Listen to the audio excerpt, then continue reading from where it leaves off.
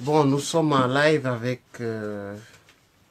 Madame Imani Dalila Daniel, auteure de Zahir et Théophile. Pas de pitié pour les nègres. Voilà, voici l'ouvrage, Zahir et Théophile. Elle est aussi l'auteure du livre pour enfants, Contes et chansons de Tati Doudou. Voilà. Voilà.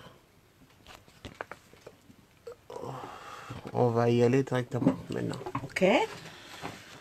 On va aller à la première question. Pourquoi privilégier une journée chez ta mairie? J'aime cette librairie. Voilà.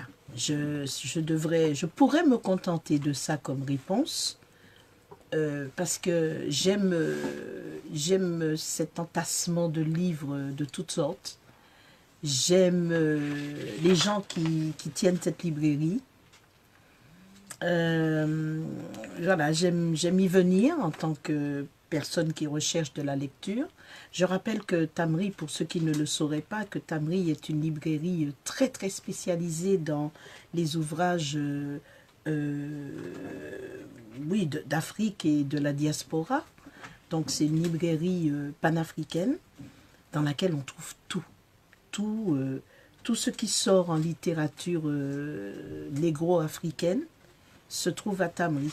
Et j'ai le grand honneur d'y être diffusé depuis le début, ce dont je remercie la mère, puisque c'est grâce à son intérêt qu'on peut en trouver mes livres ici.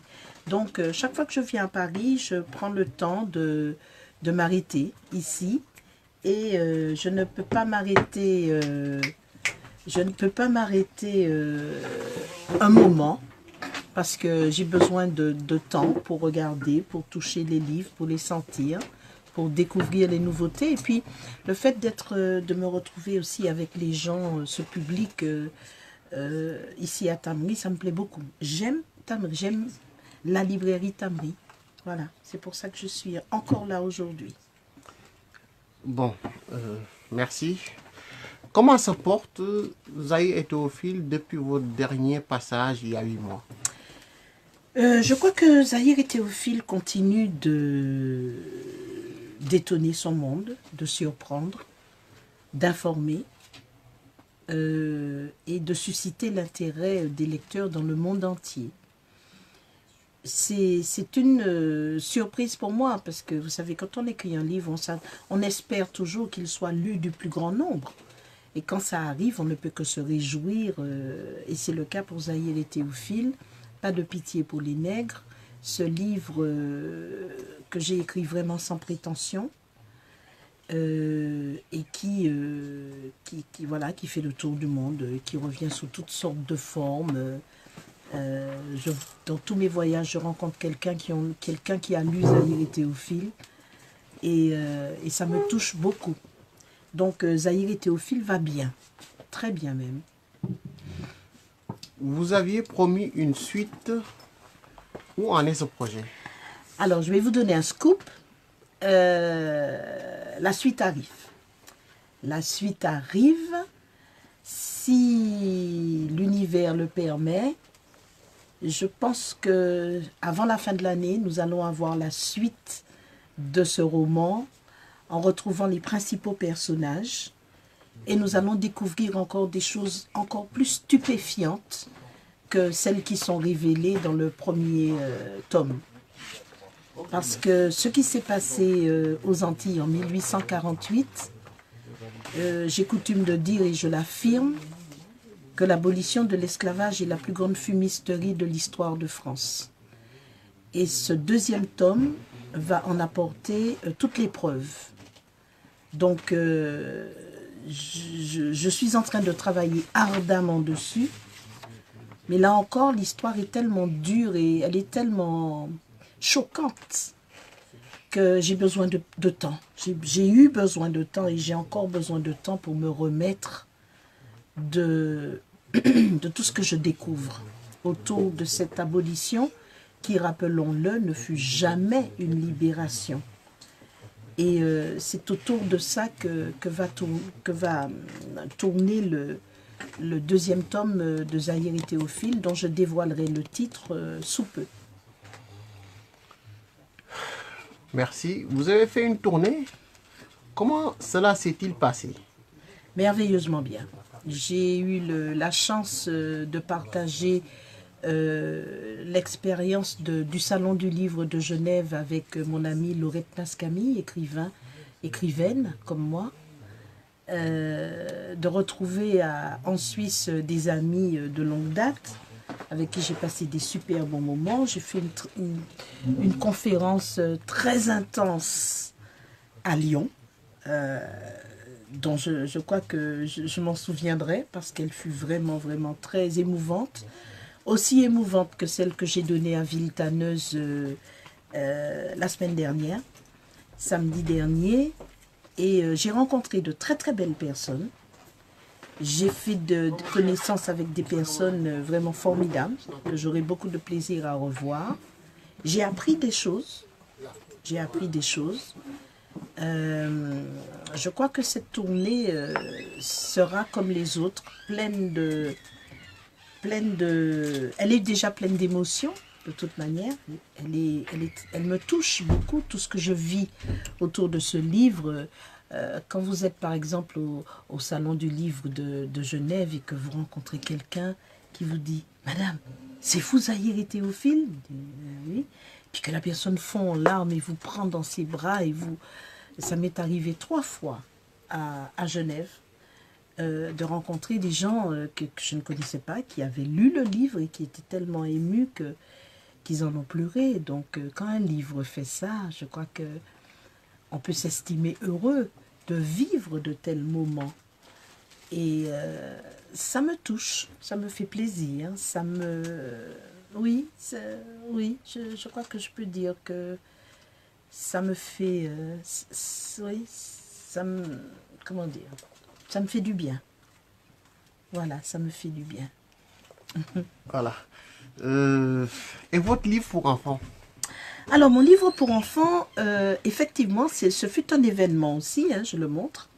Ce fut un événement, ce livre musical,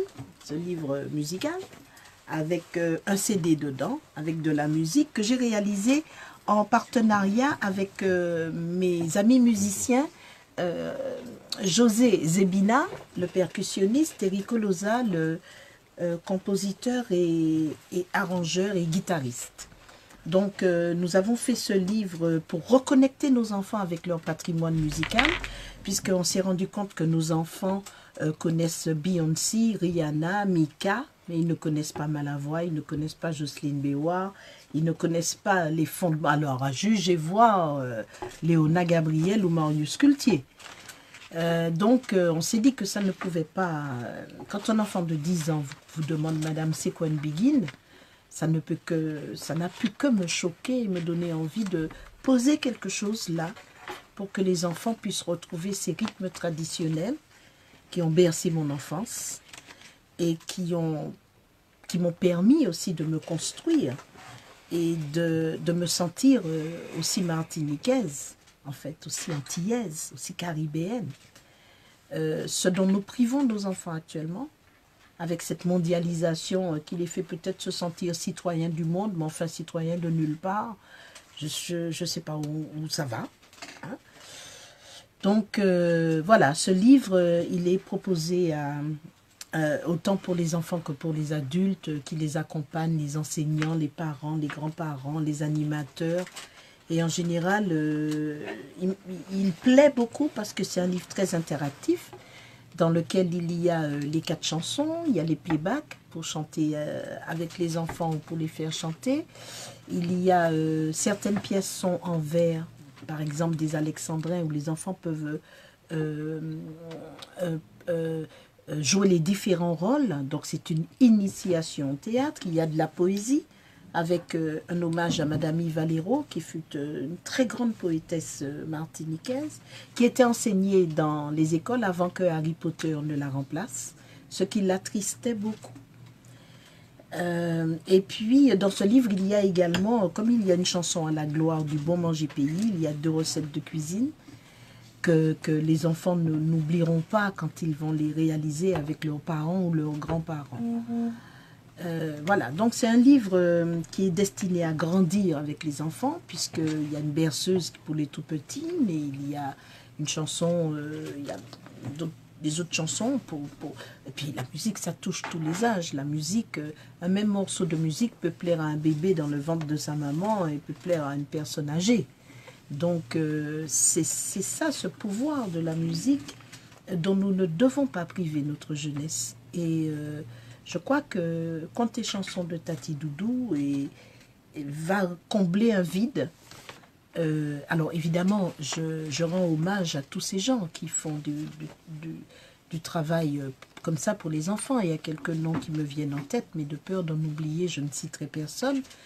Mais je pense en particulier à Janine Lafontaine, qui a fait un très gros travail depuis de nombreuses années pour les enfants. Il y a Barbara Jean-Élie qui a fait un très bel album, enfin un très beau livre avec des chansons pour enfants également. Bon, je ne les ai pas tous en tête, mais il y a un certain travail qui se fait. Mais celui-là est résolument pédagogique. Il n'est pas seulement divertissant, il n'est pas seulement fait pour amuser, mais il est fait pour enseigner. Et je suis très contente et je remercie mes amis musiciens de m'avoir suivi dans cette aventure. Y aura-t-il une suite? Aussi une suite, voilà, du moins. Oui, il y aura une suite à Contes et chansons de Tati Doudou. D'ailleurs, l'année dernière est sorti le volume 1. Le volume 2 est en préparation avec Rico et José. Ce volume 2 va explorer d'autres rythmes traditionnels parce que nous avons pour ambition de faire nos enfants découvrir tous nos rythmes traditionnels. Donc, voilà, j'ai ces 2 ouvrages en préparation. La priorité étant pour moi de sortir la suite de Zahir et Théophile que tout le monde attend. Et puis, pour la fin de l'année, ce volume 2 de Contes et chansons de Tati Doudou. Et où peut-on vous trouver? On peut me retrouver sur mon site internet, imanie.net, sur ma page Facebook, Imanie Dalila Daniel. Zahir et Théophile, il y a la page Zahir et Théophile sur laquelle on peut également m'envoyer un message, des messages. Voilà, je pense que c'est déjà 3 portes d'entrée. Je suis très réactive sur la page Zahir et Théophile, donc dès que je reçois un message, en général, je réponds assez vite. Un peu moins sur la mienne, bien que je le sois aussi, mais comme je reçois beaucoup de messages, donc des fois je prends mon temps pour tout lire, ça peut prendre du temps avant que je ne réponde. Mais je réponds, j'essaie de répondre toujours aux sollicitations qui me sont faites, aux demandes qui me sont faites, aux contacts qui me sont proposés. Bon, je pense que voilà,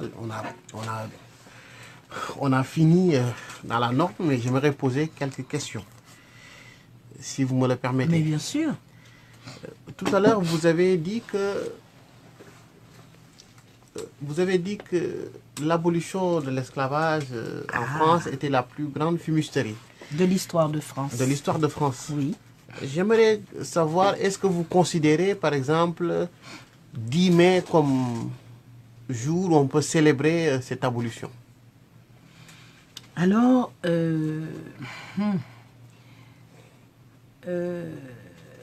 personnellement, pour moi, l'abolition de l'esclavage, c'est le 22 mai, relatif au 22 mai 1848, parce que je suis martiniquaise. Pour d'autres, ça va être d'autres dates. Pour les Guadeloupéens, c'est une autre date. Pour les Guyanais, pour les Réunionnais.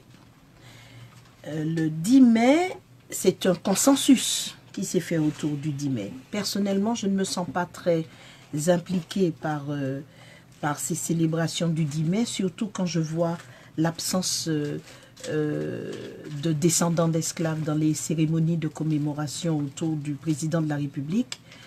Je ne ressens pas du tout, pour moi, l'intérêt de suivre ces manifestations qui ne semblent pas s'adresser à moi, en fait. Puisqu'il y a très peu de descendants de personnes qui sont concernées par cette histoire, qui sont invités à y participer. et je ne me reconnais pas dans les personnes qui entourent le président. Donc, alors, j'ai beaucoup de respect pour ceux qui croient sincèrement que cette date représente quelque chose pour eux. Parce que je fais la différence entre ce que moi je ressens par rapport aux différents prismes que j'utilise pour juger les choses, et puis ce que pensent des gens qui sont sincères dans leur démarche et qui ne voient pas à mal. Donc je ne condamne absolument pas ceux qui considèrent que le 10 mai doit être célébré, que c'est leur jour et tout. Personnellement, pour moi, l'abolition, c'est le jour où les esclaves dans les Antilles, notamment, puisque je suis antillaise, ont brisé leurs chaînes eux-mêmes. Et pour l'instant, compte tenu de la manière dont les choses se passent, je m'arrête à la célébration de ces jours-là en particulier. Ok. Sachant aussi que vous avez écrit un livre, votre livre, Zaïe Théophile, ça a fait, comme on le dit, un grand buzz. Oui. Un grand buzz, voilà, parce que je me souviens à l'époque de Taméry, tout le monde en demandait, tout le monde demandait ce livre. Ça a connu un grand succès. Mais concernant, et vous, donc, on peut dire que vous avez choisi de parler sur l'esclavage. Mais que répondez-vous, par exemple, aux gens qui pensent qu'il faut tourner la page et arrêter de parler de l'esclavage, et voilà, il faut tourner la page, et aujourd'hui, on est dans une sorte de mondialisme, d'universalisme, de culture, on est dans une sorte de, voilà, un village planétaire, donc il faudra oublier cette histoire d'esclavage et passer à autre chose. Qu'est-ce que vous répondez à ces gens-là? Ben, je leur dis qu'ils tournent la page et qu'ils passent à autre chose, mais qu'ils ne me demandent pas de le faire, parce que moi, je considère l'histoire. Quel peuple sur la planète a tourné la page et ne s'occupe plus de son histoire? Y a-t-il un pays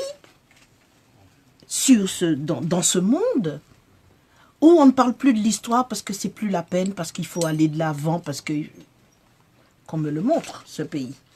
Il me semble que si on enseigne l'histoire, tous les peuples enseignent l'histoire à leurs enfants, du cours préparatoire jusqu'à l'université, c'est que l'on considère que l'histoire est un des éléments fondateurs d'un individu, d'un peuple, d'un pays, d'une nation.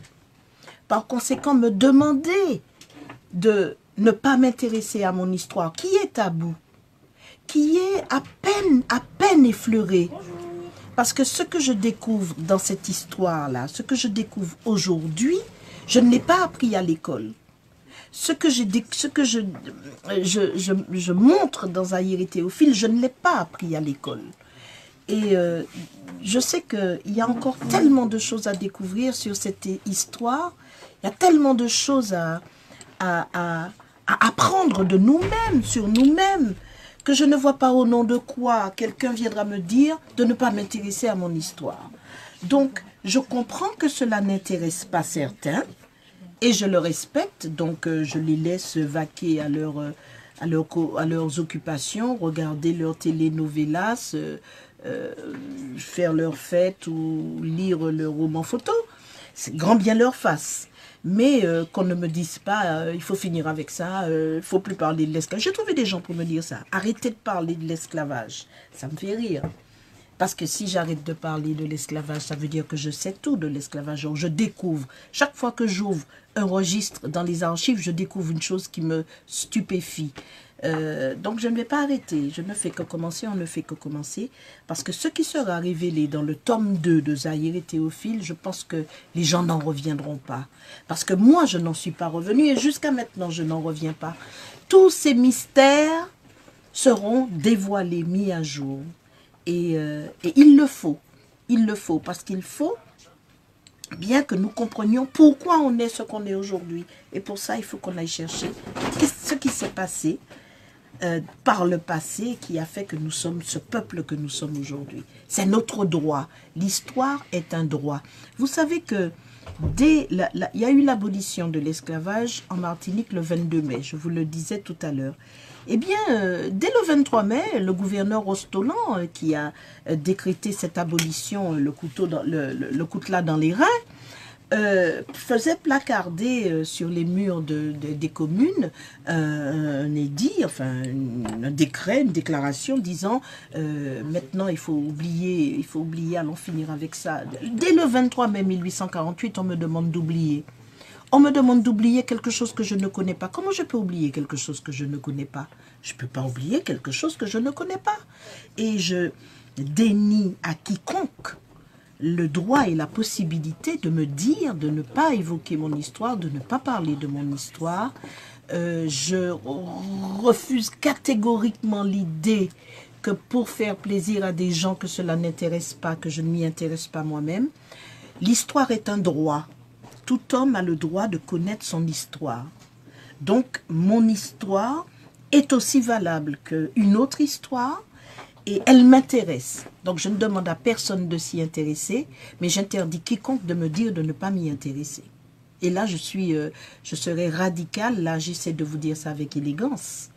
Parce que je crois que quand on s'adresse aux gens, il vaut mieux être élégant et il vaut mieux être gentil. Mais je refuse que qui que ce soit vienne me dire il faut finir avec ça, aller de l'avant. Allez de l'avant, messieurs, dames. Si vous voulez aller de l'avant sans savoir ni qui vous êtes, ni d'où vous venez, ni pourquoi vous êtes comme vous êtes, c'est très bien, ça vous regarde. Mais de grâce, n'exigez pas de moi que je puisse être cet être qui n'a pas d'ancêtre, pas de passé, pas d'histoire. Non. Je refuse. Mon histoire, c'est mon patrimoine. Mon histoire, c'est mon droit. Mon histoire, c'est mon dû. Et je n'autorise personne à me dire qu'il faut que j'y renonce. J'aimerais savoir, quel est l'objectif dans cette histoire? Quel est l'objectif visé, en fait? Objectif de l'histoire? Oui, objectif visé, le fait que vous avez écrit je veux que les tome 1, il y a le tome 2 qui arrive. Oui, je veux que les Martiniquais sachent ce qui s'est passé, parce qu'on ne sait rien du tout. Je veux que les Martiniquais sachent, voilà ce qui s'est passé en 1838, qui fait qu'en 1848, le piège s'est refermé sur nos ancêtres, et qui fait qu'en 2019, nous sommes encore en quelque part dans des chaînes dont qu'on a décidé de sceller 10 ans avant l'abolition. Je veux que ce que j'ai découvert, que tout le monde le sache, que tout le monde comprenne cette mascarade, que tout le monde réalise dans quoi on est.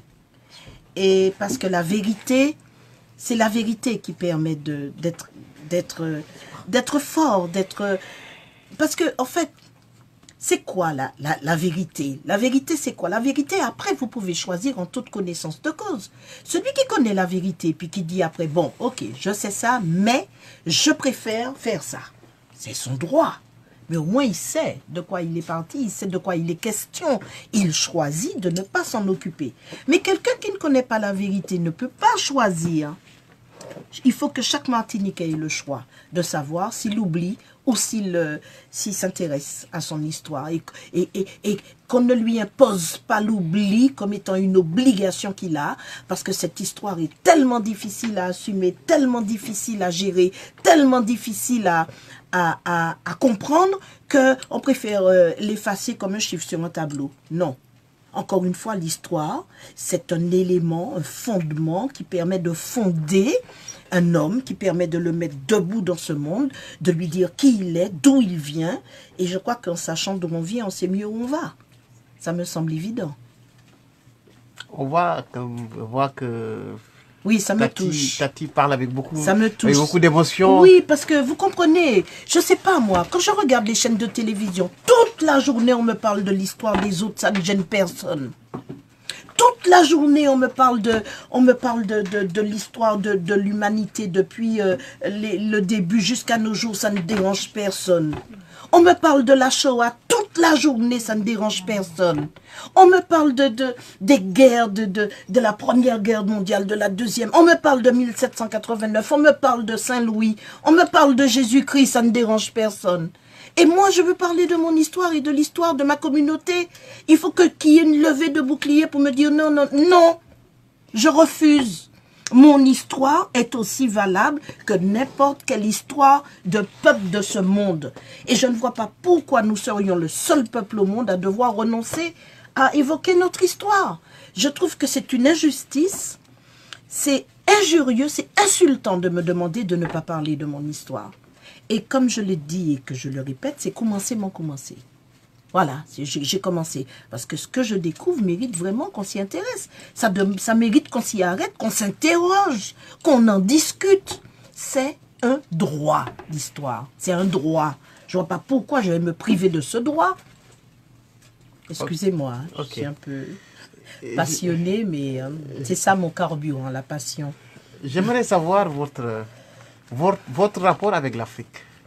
Moi, je suis africaine. Je suis une militante panafricaniste acharnée. J'ai fait mon retour en Afrique. Je vis entre l'Afrique et les Antilles. Et je considère que la Chine veut l'Afrique. L'Europe veut l'Afrique.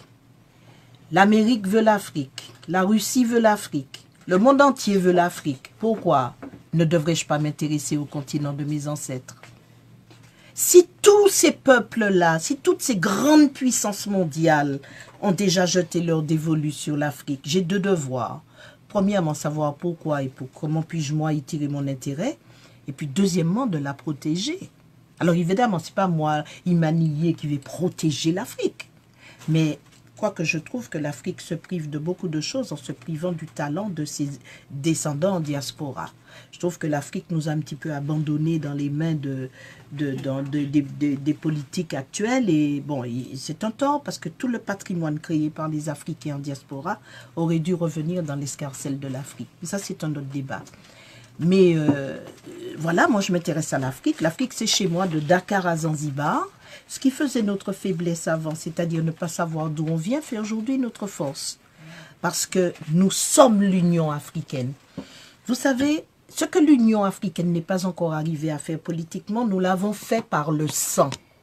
256 peuples africains se sont retrouvés en Martinique pendant l'esclavage. Et ils ont fusionné par le sang.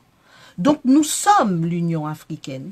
Et nous devons faire valoir cette chance, ce privilège, et le revendiquer haut et fort.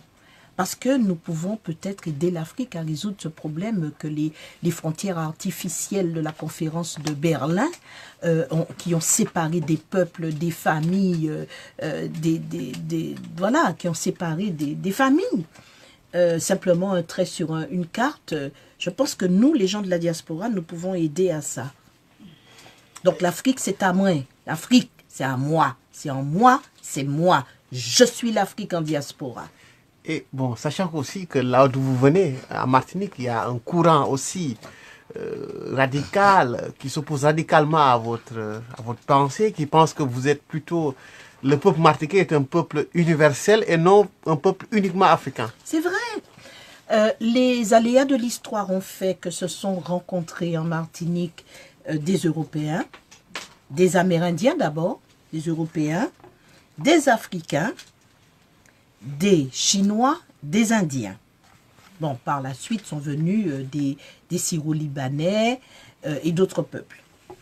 Mais vous savez, moi j'ai l'habitude de dire qu'on est ce que notre âme sent. On est ce qui fait battre notre cœur. On est ce qui nous fait vibrer. Personnellement, c'est l'Afrique qui me fait vibrer.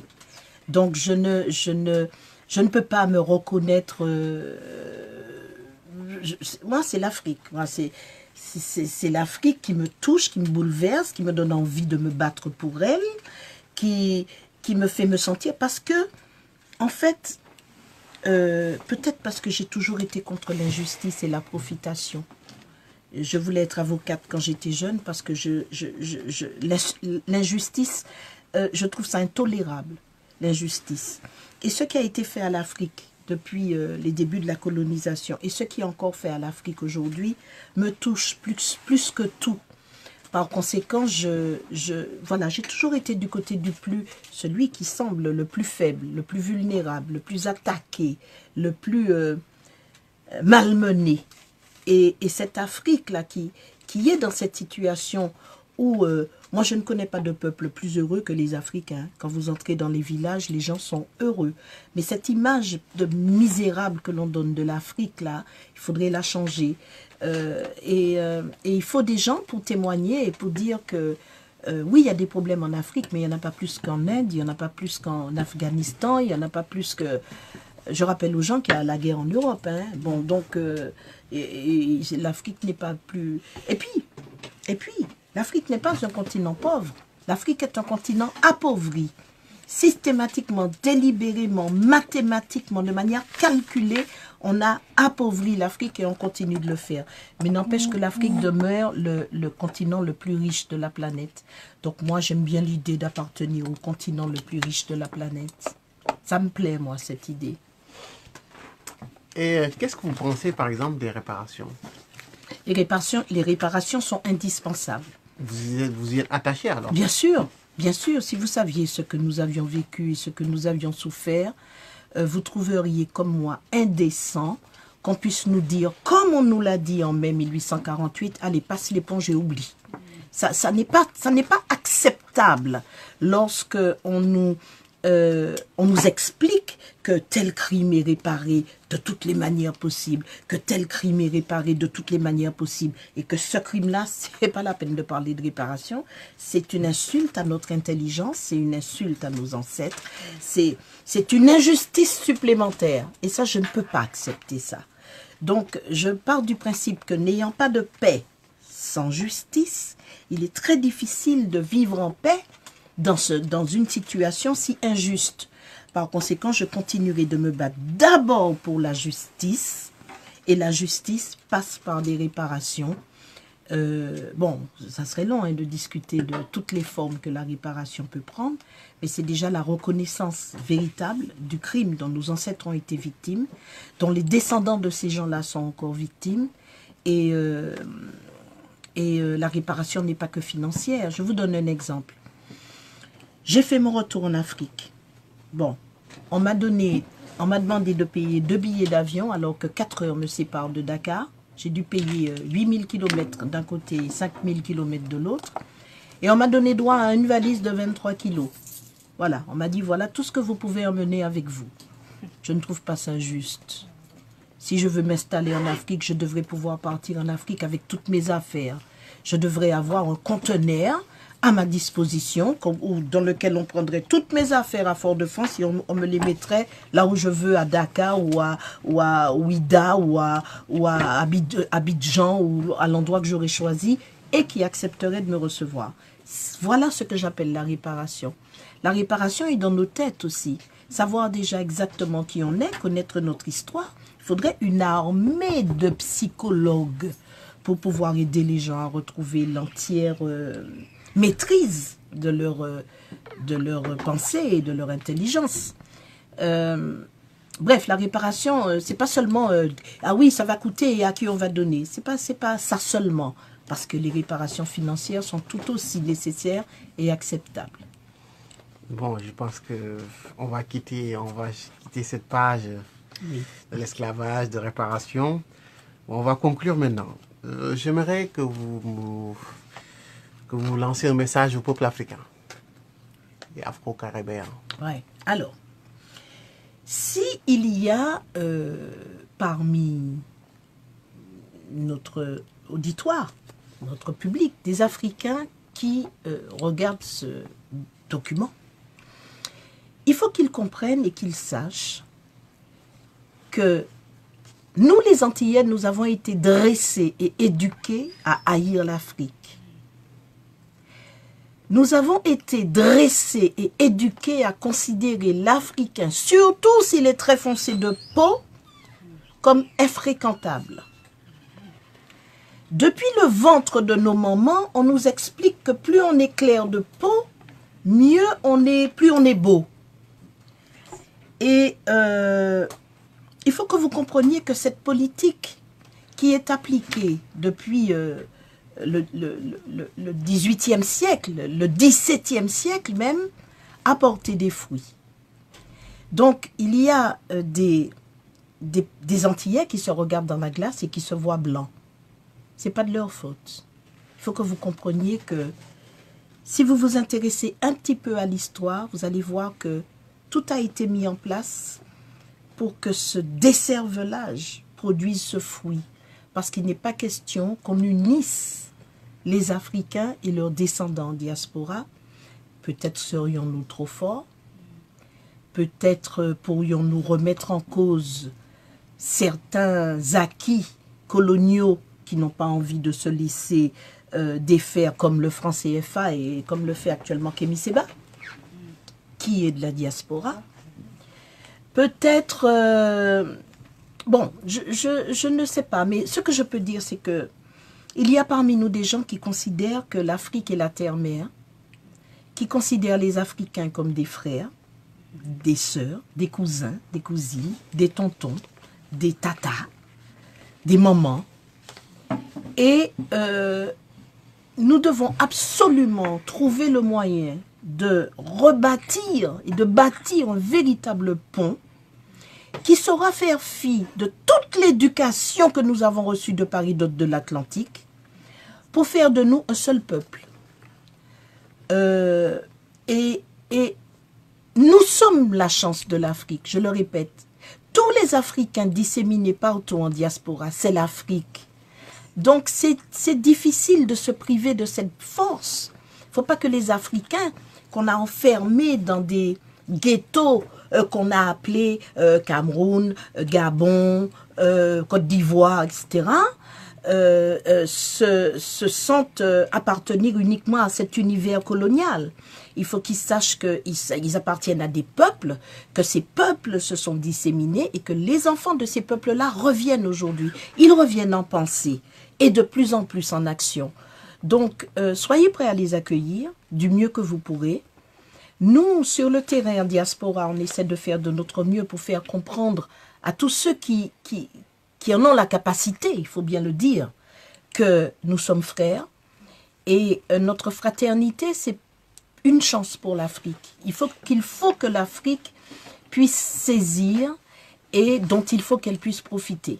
Tout ce que nous avons créé en diaspora appartient à l'Afrique. Nos costumes, nos danses, nos chants, nos instruments de musique, nos recettes de cuisine, tout ce qui culturellement a été créé en diaspora doit revenir à l'Afrique. Mais il faut que l'Afrique le veuille, il faut que l'Afrique le réclame, exactement comme on réclame l'obélisque, qu'on réclame son retour en Égypte. Il faut réclamer aussi le produit de l'intelligence et du génie créateur africain qui sait démener, démerder pour pouvoir survivre dans les conditions de vie les plus inhumaines qui soient. Je rappelle que l'esclavage des Africains est un crime sans précédent dans l'histoire de l'humanité, de par le temps qu'il a duré, 400 ans, le nombre de victimes, 12 millions au bas mot, et le caractère exclusivement économique et raciste de cette traite. Donc nous sommes de part et d'autre de l'Atlantique, victime de quelque chose qui dépasse l'entendement, de quelque chose d'inhumain, de quelque chose qu'on se demande comment... D'abord, les descendants de ceux qui l'ont fait ne veulent même pas le reconnaître. C'est pour vous dire comment c'est dur à porter pour eux. Donc nous devons, je crois, justement aller à leur rencontre. Aller rencontrer ces gens-là pour leur dire, il faut qu'on parle. On ne peut pas se contenter d'être ennemis héréditaires depuis 500 ans. Il faut qu'on parle, il faut qu'on s'assoie, qu'on discute, il faut qu'on parle de réparation, il faut qu'on parle de... Bref, il faut qu'on s'entende, quoi. Et pour l'instant, ce n'est pas encore le cas, parce que chacun campe sur ses positions. Les descendants d'esclavagistes estiment qu'ils ne sont pas responsables, et les descendants d'esclaves estiment qu'ils ne sont pas concernés. Donc, tant qu'on sera dans ces positions et qu'on sera dos à dos, ça va être difficile. Mais n'empêche que l'Afrique a son mot à dire en diaspora, et je répète qu'elle ne se soucie pas assez de cette richesse qui lui appartient et qui s'est développée dans tous les pays où des Africains ont mis le pied pendant l'esclavage. Bon, on va poursuivre la tradition. La plupart des gens avec qui je fais des interviews, je leur demande de faire un message à leur peuple dans leur langue. Donc je vous invite à faire un message en langue créole au peuple caraïbien qui vous écoute, qui vous suivra après. Alors, maman est peut-être me choqué, certains. Peut-être que les autres qui regardent me parler, les autres qui disent que les autres qui exagéré, ou bien que mon petit doit être déjà fini et puis ça, ou bien que bon, autres bon et puis ça, je peux comprendre. Parce que ça nous vit là, ça aide, hein. C'est pas un petit bail, c'est pas un petit problème nous là qu'a évoqué, hein. C'est pas un bail qui est facile à vivre, qui est facile à songer. Mais nous vivons. Maman, nous vivons.